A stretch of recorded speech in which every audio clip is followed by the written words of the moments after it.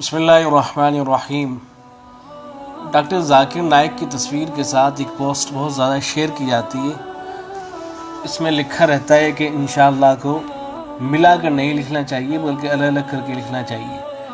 Post میں لکھا ہے کہ we should not write it as انشاءاللہ اور انشاءاللہ بیکاز اٹ مینس کریٹ اللہ، کہ ہمیں انشاءاللہ کا جو لفظ ہے اس کو ملا کر نہیں لکھنا چاہیے، اس لیے کہ اس کا ترجمہ ہوتا ہے کریٹ اللہ، اللہ کو پیدا کیجیے، نعوذ باللہ۔ ویدر عربک اور انگلش، چاہے آپ انگلش میں لکھ رہے ہوں یا عربک میں لکھ رہے ہوں، please make sure you right it properly as انشاءاللہ۔ تو آپ انشاءاللہ لکھا کریں، یعنی تینوں حروف کو الگ الگ کر کے لکھا کریں۔ دس مینس اف اللہ ولس، اگر الگ الگ کر کے لکھ رہے ہیں تو تب تو مطلب ہوگا کہ اگر اللہ چاہے، اور اگر ایک ساتھ لکھ رہے ہیں تب اس کا ترجمہ ہو جائے گا آپ اللہ کو پیدا کیجیے۔ So make sure you forward this to everyone and help them correct their mistake۔ اس لیے اس کو پھیلائیں تاکہ وہ لوگ جو ہے اپنی غلطی کی اصلاح کر سکیں۔ جزاک اللہ خیر۔ تو یہ پوسٹ ہے، اس کو بہت زیادہ شیئر کیا جاتا ہے۔ ایسے ہی بعض حضرات نے اردو میں بھی اس طرح کی پوسٹ بنا رکھی ہیں جن میں لکھا ہوتا ہے کہ انشاءاللہ کو ملا کر نہیں لکھنا چاہیے بلکہ الگ الگ کر کے لکھنا چاہیے۔ تو جواب میں عرض ہے کہ یہ بات تو ٹھیک ہے، درست ہے کہ انشاءاللہ کو جو لکھنے کا طریقہ ہے وہ بہتر یہی ہے کہ ان کو الگ لکھیں، شاہ کو الگ لکھیں اور اللہ کو الگ لکھیں۔ ایسے ہی انگلش میں ان کو الگ لکھنا اور ایس ایچ آئی این کو الگ، ایس ایچ اے کو الگ اور پھر اللہ کو الگ لکھنا، یہ بہتر طریقہ ہے۔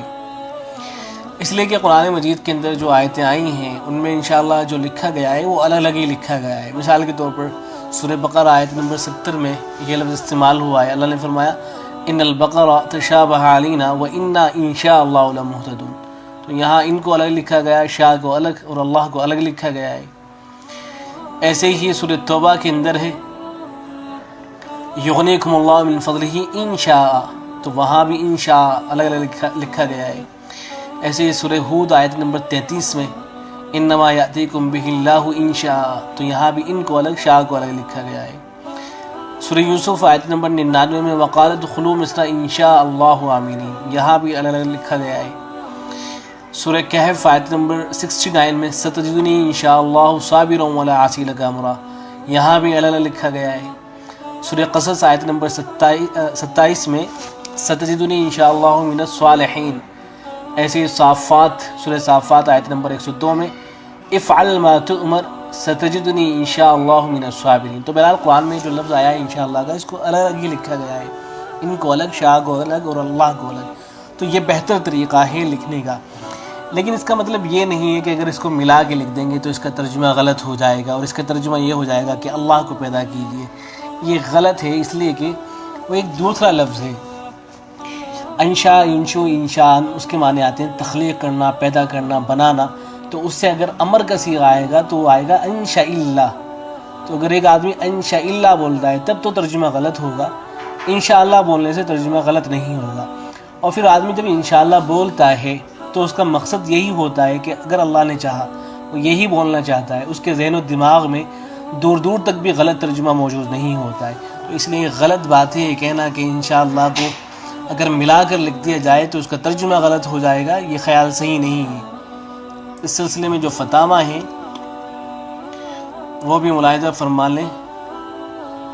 دارالفتاء بنوری ٹاؤن کا جو فتویٰ ہے اس کے اندر لکھا گیا ہے کہ لکھنے کا درست طریقہ تو انشاءاللہ ہی ہے، یعنی ان کو الگ، شاہ کو الگ لکھیں اور اللہ کو الگ، تو درست طریقہ تو یہی ہے۔ مگر جو لوگ انشاءاللہ لکھتے ہیں ملا کر، ان کے پیش نظر بھی اللہ کا پیدا کیا ہوا معنی نہیں ہوتا۔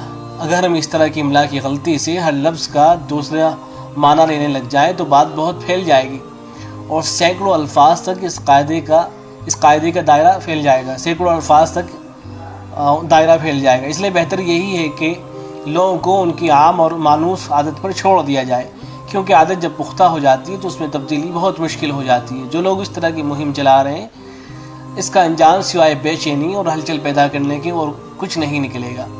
بلکہ فتاویٰ کی مشہور کتاب شامی میں ہے کہ الخطأ المشہور اولیٰ من الصواب المہجور، مطلب یہ ہے کہ ایک لفظ غلط ہے مگر عوام میں رواج پا چکا ہے تو اس سے بہتر ہے جو درست ہے مگر لوگ اسے چھوڑ چکے ہیں۔ تو یہ فتویٰ ہے دارالفتاء بنوری ٹاؤن کا۔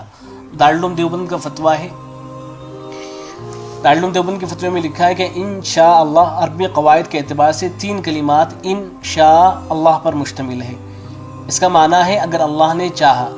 انشاءاللہ 3 الگ الگ کلمات کے ساتھ ہی لکھنا چاہیے۔ انشاء جو 2 کلمات ہیں ان کو ایک ساتھ ملا کر انشاء نہیں لکھنا چاہیے، مناسب یہی ہے۔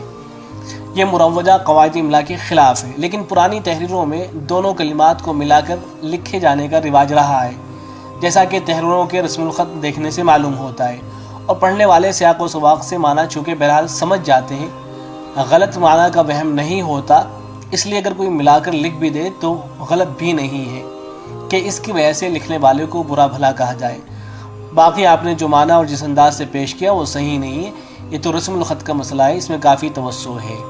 تو یہ خلاصہ ہے کہ یہ خیال صحیح نہیں ہے کہ اگر انشاءاللہ کو ملا کر لکھ دیا جائے گا تو اس کا ترجمہ یہ ہو جائے گا کہ اللہ کو پیدا کیجیے اور یہ حرام ہو جائے گا، اس لیے کہ بعض ویڈیو اس طرح کی بھی ہیں جن میں کہا گیا ہے کہ بالکل حرام ہے اس طرح سے ملا کر لکھنا۔ تو بہرحال بہتر طریقہ تو یہی کہ الگ الگ لکھا جائے، لیکن اگر کوئی ملا کر لکھ دے تو اس میں بھی کوئی حرج کی بات نہیں ہے۔ والسلام علیکم ورحمۃ اللہ۔